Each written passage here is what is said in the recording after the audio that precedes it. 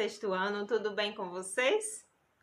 Hoje teremos mais uma aula de redação e nós vamos dar continuidade ao conteúdo de entrevista.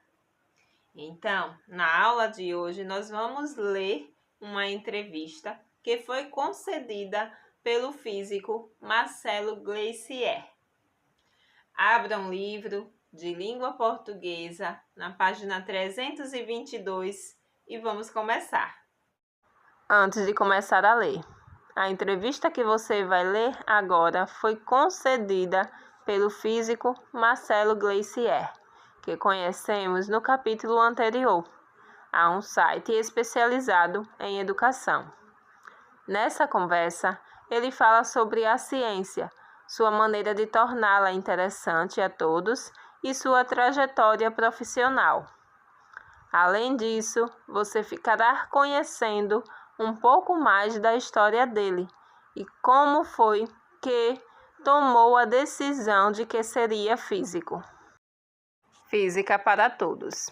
Em seu livro O Fim da Terra e do Céu, Marcelo Gleissier comprova seu talento para aproximar a física de todos. A paixão pela ciência e o dom para contar histórias são seus trunfos para tornar compreensível qualquer teoria, pesquisa ou descoberta. Marcelo Gleissier é o professor de física que todo mundo gostaria de ter. No lugar de frases pomposas como considere uma partícula ou despreze a resistência do ar, ele conta episódios deliciosos da história da ciência e da vida dos cientistas. Em vez de passar a aula inteira expondo fórmulas no quadro negro, apresenta os fundamentos da física no laboratório, com demonstrações e experiências. A ciência é ensinada de uma maneira tão chata que é um milagre as pessoas desejarem ser cientistas. Queixa-se.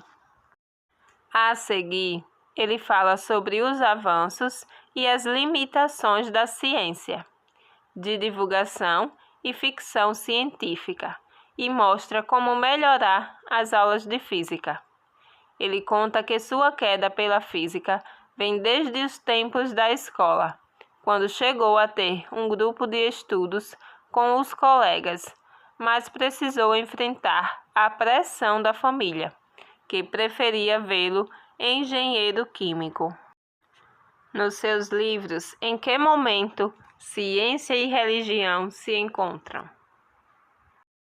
Marcelo Gleissier.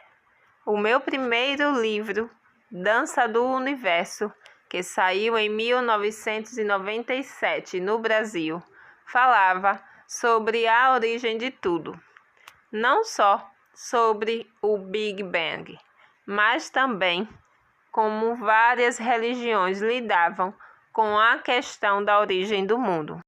Eu achei que podia continuar essa reflexão de como a ciência e a religião são interdependentes, tratando também do fim do mundo. Resolvi mostrar como a ciência usou ideias da religião e, de certa forma, deu uma explicação racional ao que antes era só profecia. Em todos os relatos do fim dos tempos, do juízo final, ele vem anunciado pelo caos celeste. Você tem essa associação, por exemplo, no livro de Apocalipse, de João, em que se descreve o caos cósmico, as estrelas caem do céu, o sol fica negro, etc. Percebi que os astrônomos que deram início à física moderna também falaram dessas coisas. Você lê os textos de Newton, Halley e Laplace e eles falam que é mesmo possível que um asteroide, no caso, era mais um cometa, se chocasse com a Terra e causasse o apocalipse. O que eu faço é explorar essa complementaridade da ciência e da religião, mostrando que ambos respondem as mesmas perguntas de maneira diferente. Porque nem todo o avanço científico e tecnológico tem sido capaz de diminuir o número de pessoas que se voltam para o esoterismo. Marcelo Gleissier. Eu acho que isso não é uma coisa tão nova. Talvez só agora a gente perceba melhor essa atração pelo sobrenatural, pelo esotérico. Eu acho que isso aí é um grande barômetro social. A maioria não tem acesso aos processos de tomada de decisão, só sofre as consequências.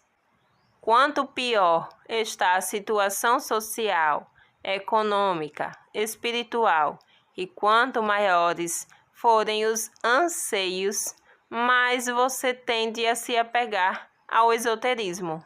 Nessa busca, uma pergunta é inevitável: para onde vamos? E essa pergunta remete aos temas do livro: a morte, o fim do mundo.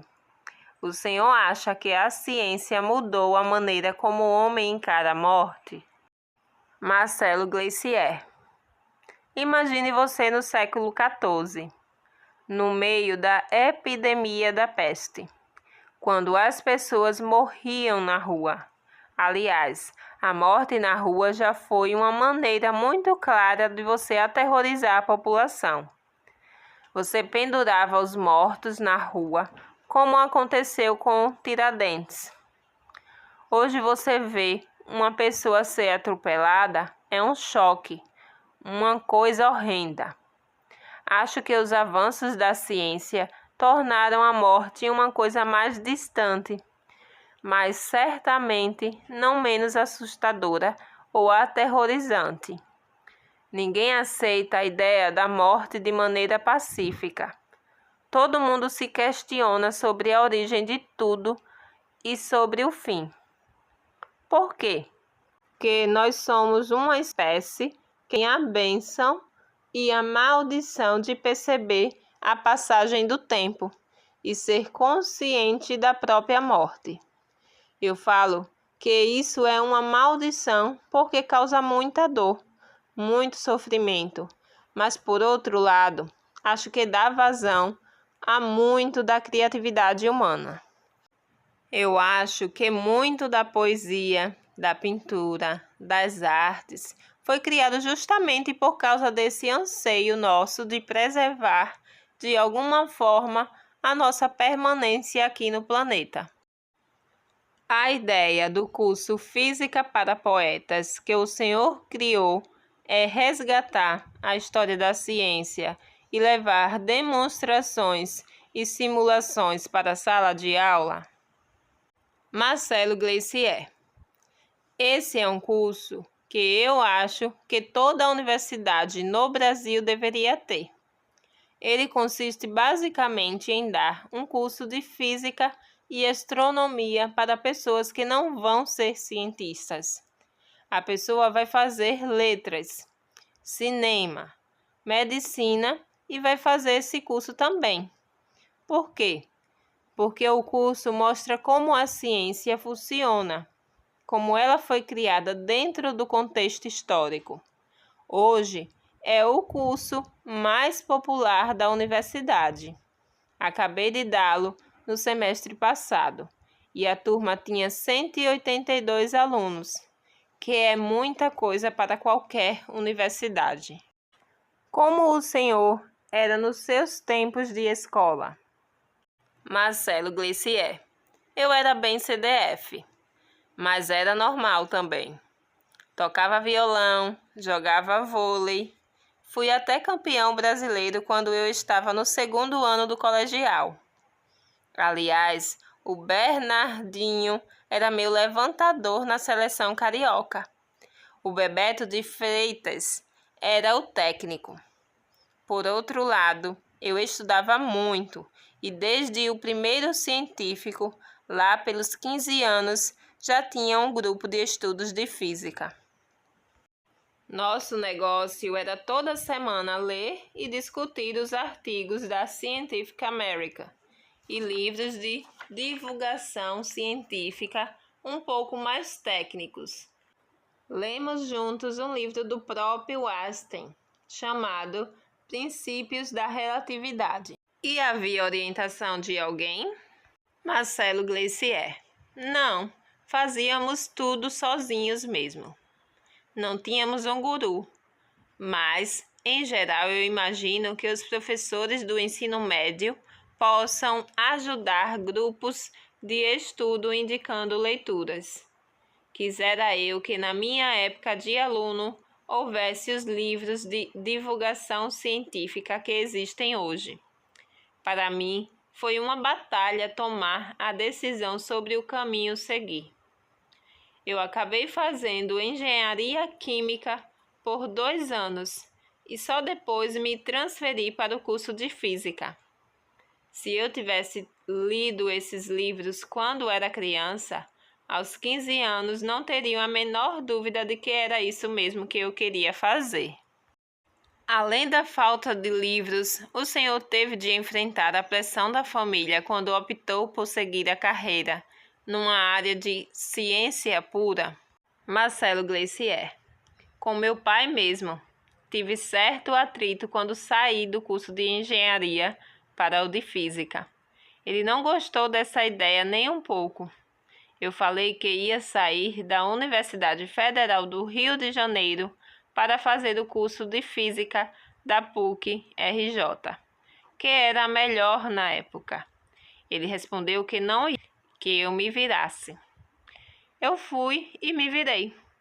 Pena que ele não esteja aqui para ver o que aconteceu com o filho rebelde. Conseguiram entender a entrevista? Agora, vocês deverão responder à atividade de Desvendando os Segredos do Texto. Essa atividade está nas páginas 224 e 225. Então, respondam a atividade e até a próxima aula.